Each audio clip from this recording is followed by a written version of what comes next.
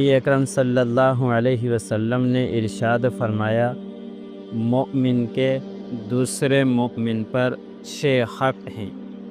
Number 1، جب بیمار ہو جائے تو اس کی عیادت کرے۔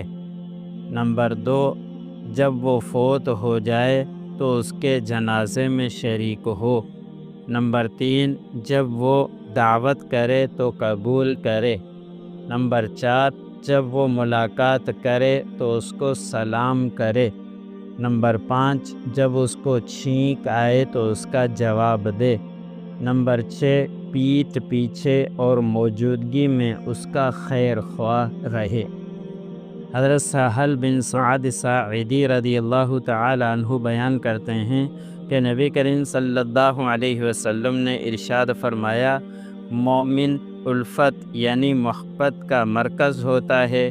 اس شخص میں کوئی خیر نہیں ہے جو لوگوں سے محبت نہ کرے اور نہ ہی لوگ اس سے محبت کریں۔